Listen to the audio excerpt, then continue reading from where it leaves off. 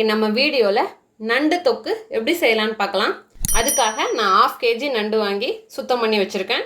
1 teaspoon மஞ்சள் தூள், 1.5 table spoon தனி மிளகாய் தூள், 3 டேபிள் ஸ்பூன் மல்லித்தூள், 1 டீஸ்பூன் சோம்பு, 1/2 லெமன், 1.5 டீஸ்பூன் இஞ்சி பூண்டு பேஸ்ட், கொஞ்சமாக கொத்தமல்லி தழை, 3 மீடியம் சைஸ் பெரிய வெங்காயம் பொடியாக கட் பண்ணது, 3 தக்காளி பொடியாக கட் பண்ணது, 4 பச்சை மிளகாய் கீந்து வச்சுருக்கேன், கொஞ்சமாக கருவேப்பிலை, ஒரு 10-15 பூண்டுப்பல் தோல் உரிக்காமல் வச்சுருக்கேன், உப்பு தேவையான அளவு, எண்ணெய் தேவையான அளவு. இப்போ எப்படி செய்யலான்னு பார்க்கலாம். ஒரு இடிக்கல் எடுத்து வச்சுருக்கேன். இதில் இந்த பூண்டை சேர்த்து இடித்து எடுத்துகிட்டு வந்துடலாம். இப்போ இது போல் இடித்து எடுத்துகிட்டு வந்தாச்சு. இப்போ ஒரு பாத்திரம் வச்சுருக்கேன். நம்மளோட நண்டெல்லாம் இதில் சேர்த்துடலாம். அதோட மஞ்சள் தூள், உப்பு, இல்லை கொஞ்சமாக தண்ணி,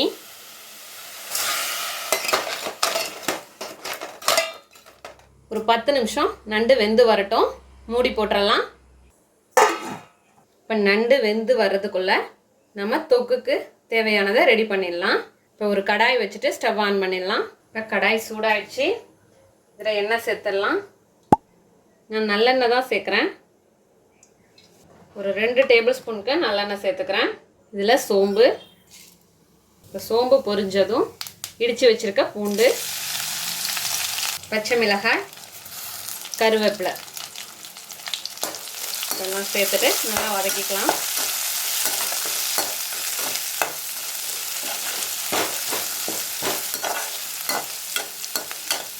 அந்த பூண்டோட கலர் கொஞ்சம் சேஞ்ச் ஆனதும் வெங்காயம் சேர்த்துடலாம்.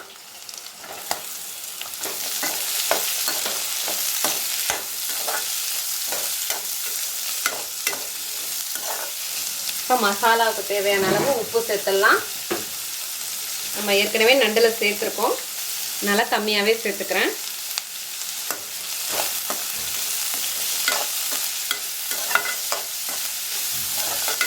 ஃபஸ்ட்டு இஞ்சி பூண்டு பேஸ்ட் இதை சேர்த்துட்டு இந்த பச்சை வாசனை போகிற அளவுக்கு வதக்கிப்போம். இப்போ அடுத்தது மசாலா சேர்த்துடலாம். மிளகாய்த்தூள், மல்லித்தூள், கருகிடாமல் இருக்கணும் மசாலா. ஃப்ளேமை கம்மி பண்ணியாச்சு. இப்போ 1 நிமிஷம் வதங்கிட்டு இப்போது தக்காளி சேர்த்துடலாம். நம்ம தொக்குங்கிறதுனால தக்காளி கூடுதலாக இருக்கணும். இந்த புளிப்பு சுவை கூடுதலாக தெரியும்.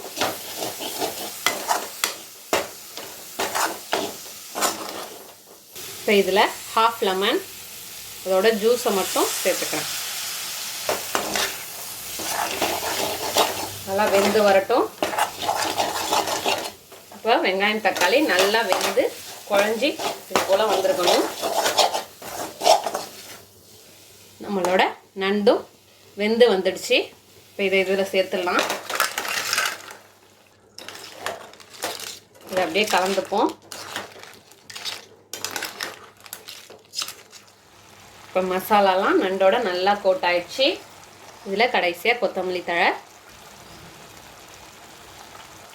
மீடியம் ஃப்ளேமில் வச்சு ஒரு 2 நிமிஷம் அப்படியே இருக்கட்டும். இப்போ 2 நிமிஷம் ஆகிடுச்சு.